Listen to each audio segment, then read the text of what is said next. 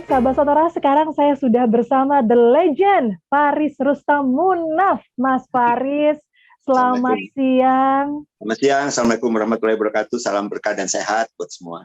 Waalaikumsalam, salam sehat. Ini sehat sekali, Mas Faris. Alhamdulillah, Alhamdulillah sehat. Segar sekali. Jadi penyintas tahun lalu kan, udah vaksin 3 kali juga, jadi udah aman.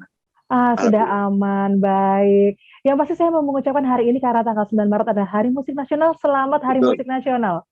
Ya, terima kasih banyak. Selamat Hari Musik Nasional. Insya Allah di ulang tahun yang kesekian ini udah akan banyak pembaruan lah ya, banyak pembaruan yang terjadi baik di industri maupun di pelaku industrinya. Gitu. Insya Allah musik Indonesia, musik nasional akan senantiasa berkibar, tentunya di negeri sendiri dan juga di kancah internasional. Yeah. Amin ya Allah. Amin. Amin, amin. Mas Faris, sebelum kita ngobrolin tentang musik Indonesia sekarang, kita pengen nostalgia dulu, flashback ke masa musiknya Mas Faris zaman dulu nih. Wah, apalagi waktu itu Barcelona booming sekali. Saya merinding bisa langsung ngobrol sama Mas Faris ya. Mungkin bisa cerita di balik pembuatan lagu Barcelona, ada unsur musik flamingonya di sana ya, Mas Faris? Iya, jadi sebenarnya gini,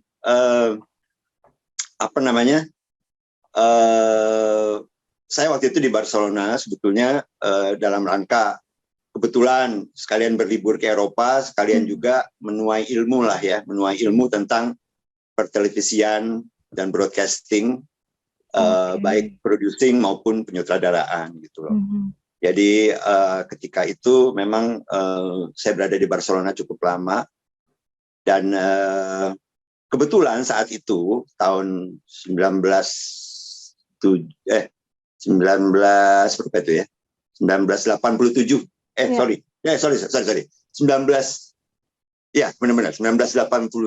waktu itu Barcelona terpilih jadi kota Olimpiade 92. Betul. Jadi kan 5 tahun sebelum biasanya dipilih kotanya kan. Nah, saat itu saya lagi ada di situ dan itu dirayakan oleh masyarakat Barcelona dengan pesta kota yang luar biasa gitu. Yeah. Saya belum pernah melihat pesta kota semeriah itu seumur hidup saya gitu ya. Semua orang di jalan, semua orang bergembira, kenal nggak kenal, kita disapa, kita diajak berdansa, musik di mana-mana gitu ya. Yeah. Nah itu sungguh menginspirasi gitu. Jadi saya menulis lagu Barcelona itu di saat itu gitu. Inspirasinya langsung datang dan langsung saya tulis. Sebetulnya yang istimewa mungkin dari album Living in the Western World yang berisikan hits Barcelona dan juga beberapa lagu lain, sekitar 7 atau 8 lagu lain yang saya tulis juga saat saya berada di benua Eropa.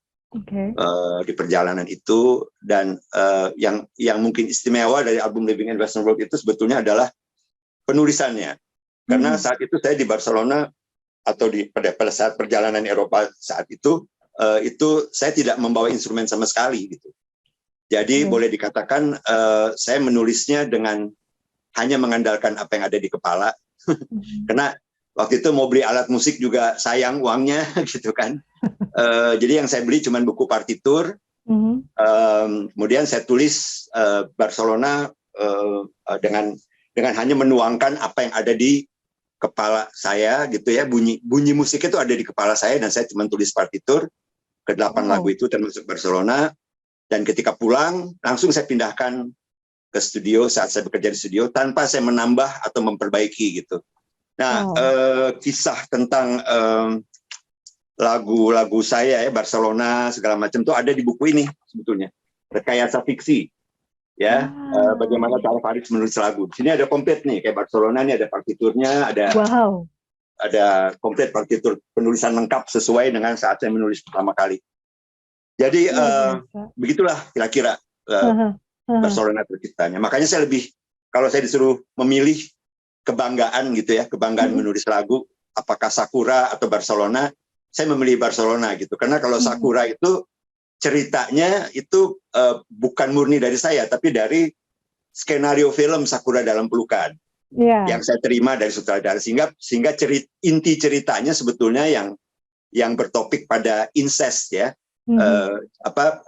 hubungan cinta adik kakak yang tidak diketahui oleh mereka gitu. Jadi mereka keburu saling mencinta padahal mereka sendiri adik kakak kandung. Dan cerita itu ada di skenarionya sehingga saya tinggal mengalihkan gitu. Tapi kalau Barcelona memang murni dari kepala saya. Jadi saya lebih bangga kepada Barcelona dan memang di hasil akhirnya juga sepanjang karir saya memang Barcelona yang luar biasa sukses di pasaran secara marketing ya. Boleh dibilang nggak ada orang yang nggak tahu gitu. Dua lagu itu ya Barcelona. Saya kelahiran 80 awal aja saya tahu banget Barcelona, saya tahu lagunya gitu, inget banget. Dan Mas Faris, saya ini benar-benar the real musician gitu, nulisnya pakai partitur loh, bukan cuma sekedar angka nada gitu ya. Mas Faris pada zaman itu berbeda menulis lagu dengan zaman sekarang dong tentunya. Zaman sekarang sudah ada teknologi digital di mana-mana gitu ya dengan sangat mudahnya. Mas Faris waktu itu tantangannya seperti apa menjadi seorang musisi? Kalau dulu kan kita harus datang mengantarkan demo ke label rekaman gitu. Sekarang semuanya bisa menjadi musisi. Seperti apa Mas Faris kala itu tantangannya? Iya, itu betul sekali ya. Jadi memang terus terang makanya saya bilang Hari Musik hari ini adalah sesuatu yang istimewa karena kita sudah banyak dalam 10 sampai 15 tahun terakhir perubahan sudah terjadi sangat signifikan sekali gitu. Baik makanya seperti saya bilang tadi, baik di industrinya maupun di pelaku industrinya maupun di tata cara kerja industri maupun tata cara kerja kreatifnya. Dulu betul, Rara betul sekali ya. Kita mesti membawa demo dan sebagainya. Tapi kalau di saya mungkin agak berbeda. Karena saya nggak pernah dikontrak oleh label gitu. Jadi memang dari awal karir, dari album Selangkah ke Seberang, album pertama, Sakura, album kedua, Panggung Perak, album ketiga, dan seterusnya sampai ke 23 album solo saya sepanjang karir, itu semuanya sifatnya konsinyasi, jadi kerjasama.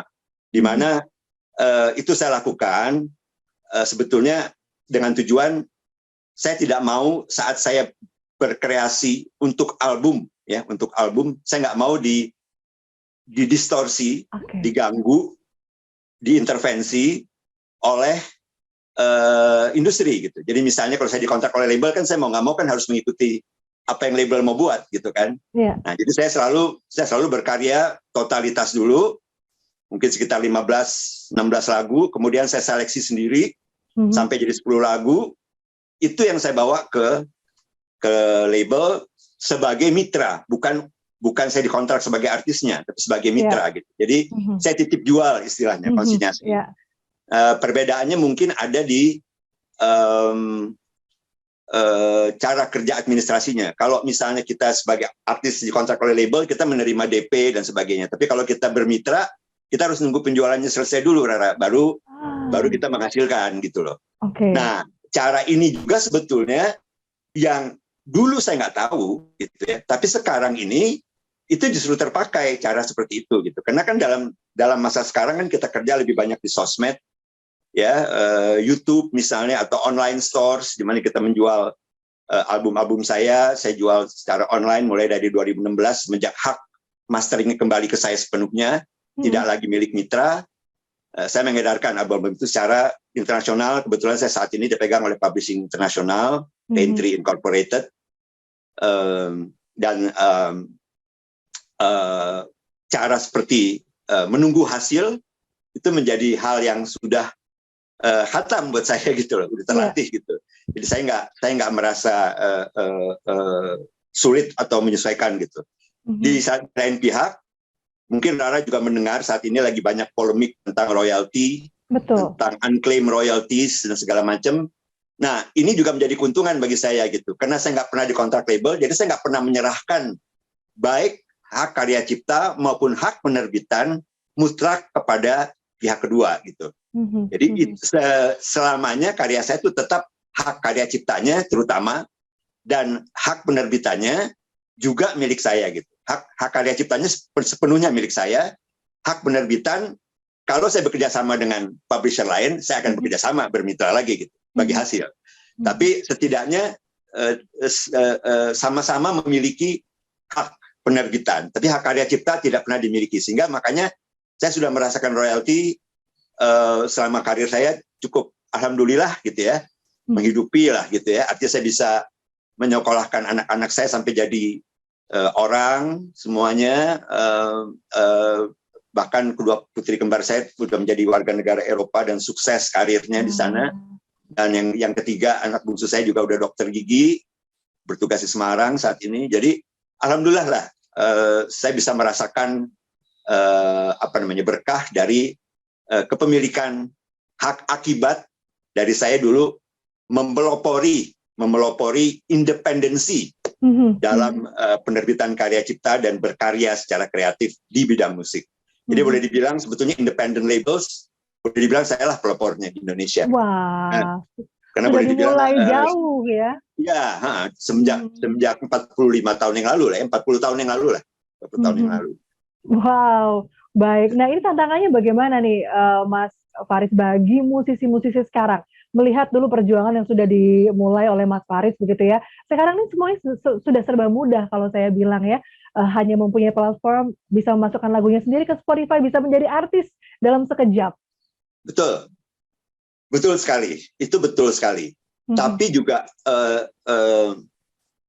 namanya hidup ya, namanya kodrat ilahi ya, namanya hidup.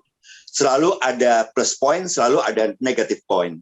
Gitu ya. Selalu ada minus pointnya gitu. Ada yang positif, ada yang negatif.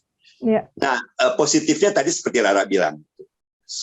Now everybody could be an artist gitu. Jadi dia bisa menuai prestasi sendiri dengan hanya bahkan sekarang youtuber aja gitu ya. Artinya tidak perlu dia artis dengan pengetahuan musikal yang mumpuni gitu ya. Mereka cukup dengan aktivitas reality ya, menjadi reality show dan kemudian berkembang di sosmed menjadi ini. Mereka semua bisa sukses dalam karir dan kehidupan.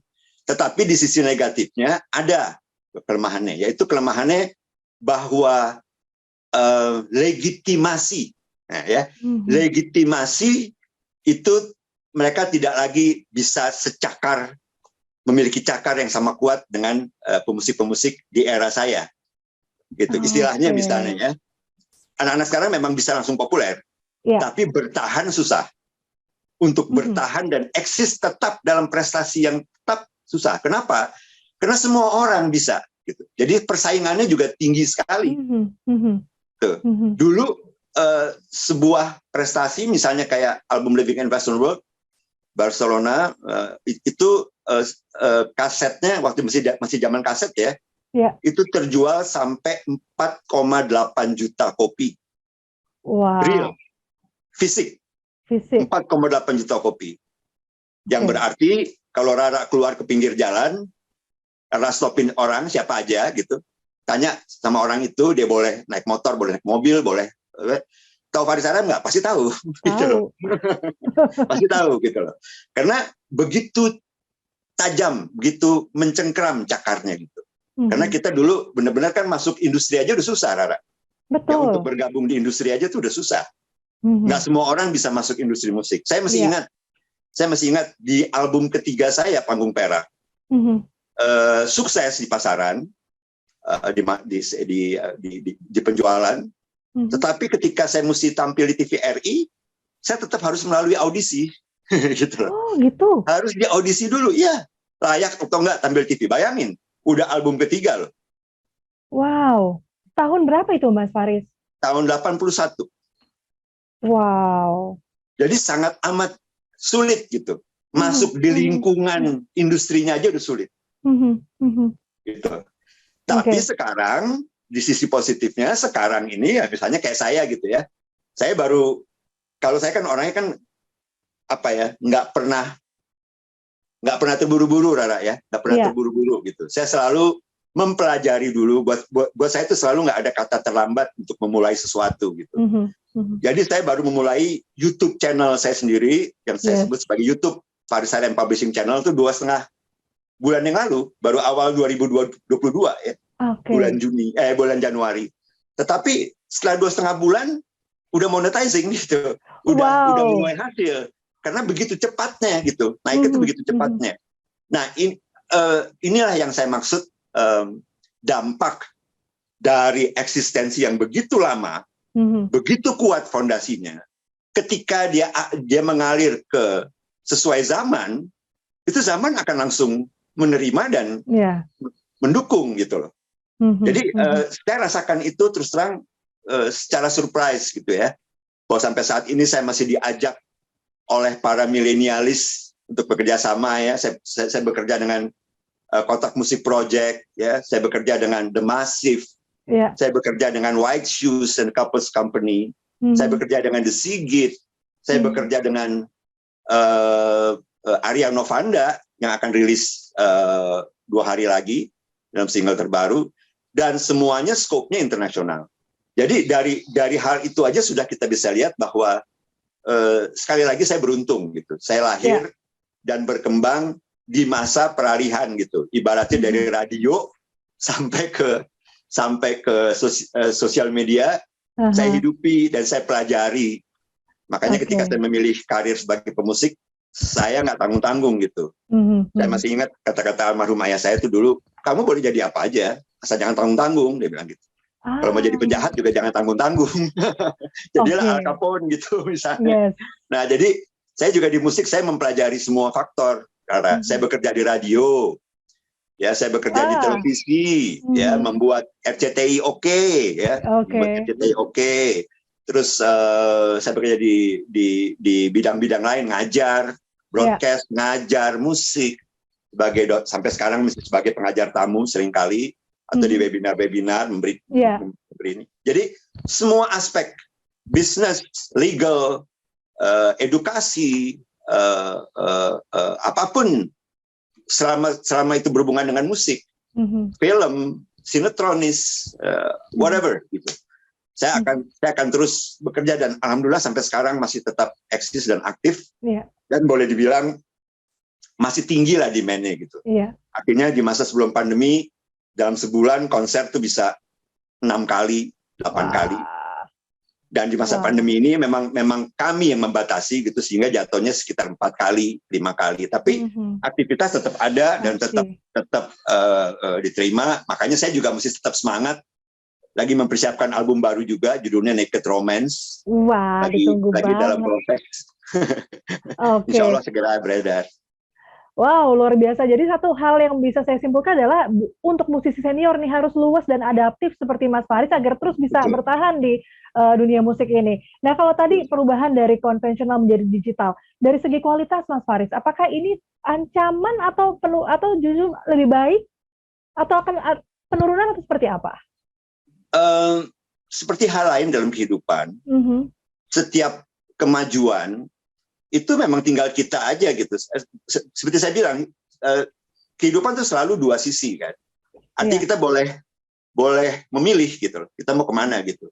Jadi kalau Rara tadi tanya apakah ini satu hal yang menguntungkan atau merugikan, kalau saya bilang sih kalau kita menanggapinya secara positif ya jadi hal yang menguntungkan pasti gitu loh. Makanya saya bilang tadi bahwa yang penting adalah pelajari dan sadar gitu kan. Dalam hidup kan terus terang kan memang kita selalu punya konsekuensi terhadap apa yang kita pilih. Saya sendiri dalam hidup beberapa kali bikin kesalahan gitu, terjerat kasus narkoba 3 kali, bayangin gitu kan. Tapi itu pelajaran hidup yang harus saya ambil. Ya, jadi saya makanya selalu mengatakan bahwa dalam hidup saya nggak pernah, saya boleh dikata menghapuslah kata musibah gitu. Saya lebih memilihnya kata anugerah gitu. Karena pelajaran hidup. Iya, hal yang tidak baik pun gitu ya, pengalaman yang jelek pun itu sebetulnya cara Tuhan untuk memberi kita pengetahuan tentang bagaimana untuk menuju yang benar gitu. Jadi kalau buat saya sih sebetulnya segala hal positif, Rara. Kalau kita menyikapinya kan positif, dia jadi positif. Seperti yang Mas Faris lakukan sekarang ya, beradaptasi. Betul. Dan akhirnya masih bertahan sampai dengan sekarang, bahkan sudah mau mengeluarkan album baru loh. Wah, nanti boleh promosi ya ke Sonora ya Mas Faris. Insya Allah. Baik. Nah, ini sekarang kita berbicara mengenai sesuatu yang viral ya. TikTok ini sesuatu sekarang menjadi viral kalau sudah masuk TikTok gitu ya. Akhirnya sekarang beberapa orang mindsetnya ataupun tujuannya berbeda. Saya maunya viral tanpa memperhatikan kualitas dan lain sebagainya. Kalau Mas Faris melihat ini seperti apa? Biar bagaimanapun ya, biar bagaimanapun satu presentasi itu hasilnya adalah ketika dia sampai ke masyarakat kan. Jadi artinya kita kembali aja kepada masyarakat. Masyarakat juga tidak akan semuanya, artinya gini loh, misalnya masyarakat melihat TikTok gitu ya, memang viral di TikTok gitu, 1,5 juta misalnya followersnya di TikTok. Tapi ketika mereka mengedarkan album, toh tidak terjual segitu gitu loh. Ya, jadi artinya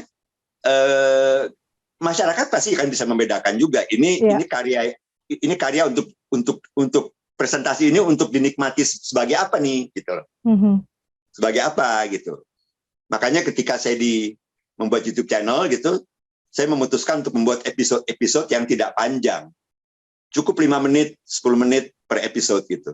Karena saya sadar gitu bahwa penonton sosmed tuh jarang nih nonton full gitu. Jadi kalau kita mau bikin acara sejam, kecuali kita dalam bentuk main ya, main dari rumah misalnya. Kalau main dari rumah misalnya gitu, atau show atau apa gitu ya, bolehlah kita sejam karena orang akan mengikutinya terus. Tapi kalau sebentuk episode-episode rasanya dari riset saya sendiri sebetulnya paling banyak orang nonton 3 menit. Tapi mereka nonton berulang-ulang gitu loh. Betul. Jadi mereka nonton 3 menit sekarang, sesempat waktunya mereka gitu. Nanti misalnya dalam waktu luang mereka nonton lagi episode yang sama. Dan jadi artinya dari sisi jam penayangan, dari sisi subscriber, dari sisi viewers, itu memang kita harus punya strategi gitu. Makanya saya bilang, makanya kenapa saya nggak pernah terburu-buru, karena saya mempelajari dulu gitu. Learning by doing adalah sesuatu hal yang saya jadikan prinsip dalam hidup. Makanya saya juga senang berkolaborasi, diajak berkolaborasi oleh kalangan milenial. Saya nggak pernah menolak. Diajak berkolaborasi dengan kalangan senior, saya tidak pernah menolak. Karena buat saya sebetulnya kolaborasi itu adalah bentuk cara untuk kita menjaga eksistensi kita. Ingat bahwa kolaborasi itu bukan hanya junior belajar dari senior, tapi senior juga belajar dari junior. Gitu. Sehingga ilmu tetap akan berputar, pengetahuan tetap akan berputar, dan kita akan senantiasa up to date dengan zaman dan tetap bisa menjaga eksistensi. Akhirnya itu gitu. Pada akhirnya gitu. Baik, sebelum kita pengen tahu bagaimana pesannya Mas Faris untuk Hari Musik Nasional kepada harapannya terhadap musik Indonesia, saya pengen tahu kolaborasinya Mas Faris. Tadi sudah ngobrol kolaborasi. Kolaborasi yang paling berkesan untuk Mas Faris selama ini apa, dan musisi milenial, kalau tadi menyebutnya milenials ya Mas Faris, yang musisi milenial yang Mas Faris suka, yang Mas Faris idolakan, yang paling sering didengarkan belakangan ini?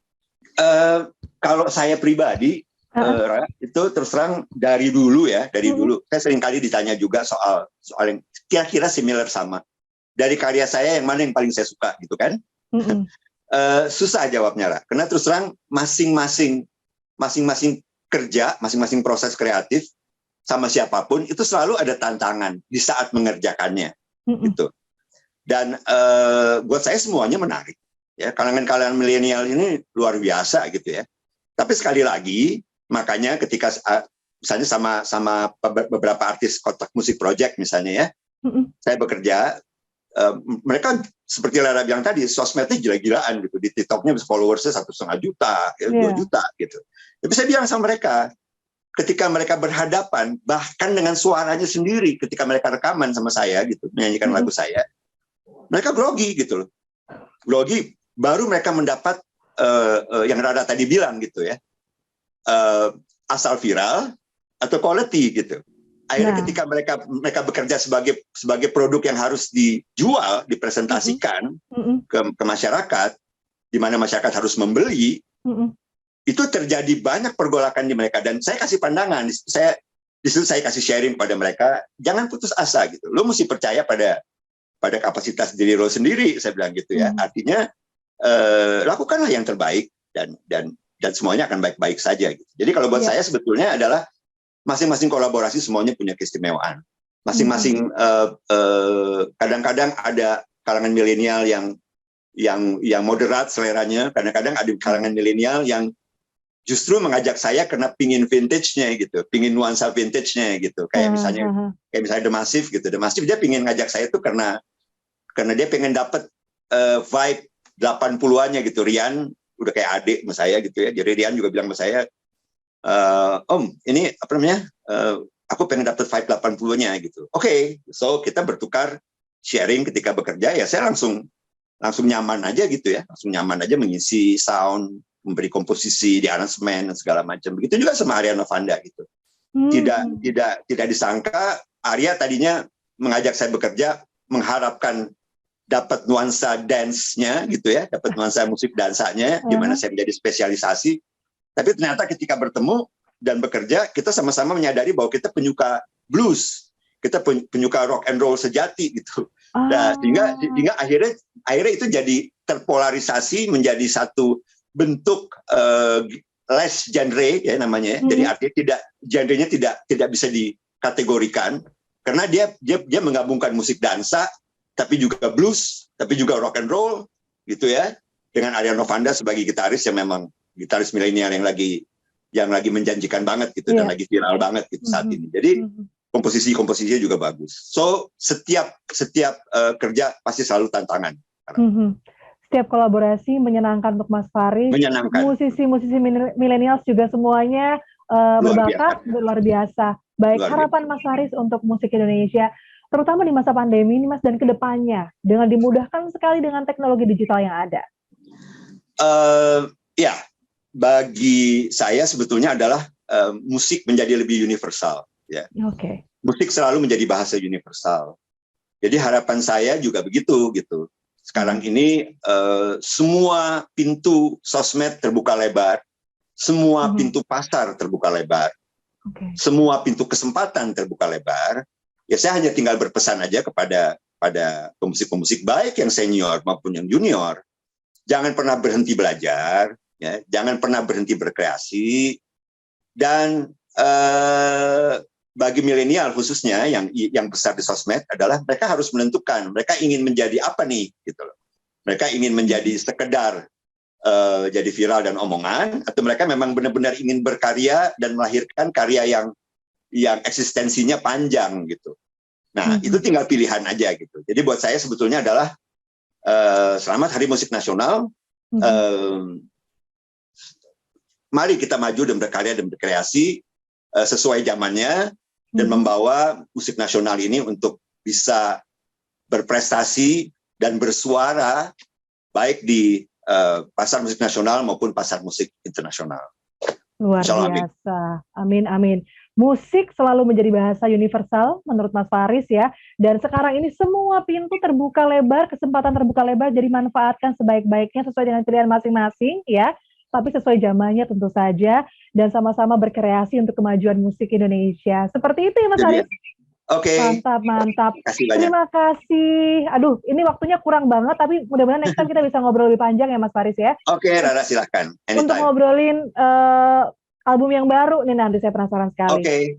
Oke. Baik. Terima kasih Mas Faris waktunya berbincang dengan Sahabat Sonora. Salam sehat. Terima kasih. Selamat siang sahabat Sonora. Salam sehat dan salam berkah. Assalamualaikum warahmatullahi wabarakatuh. Waalaikumsalam.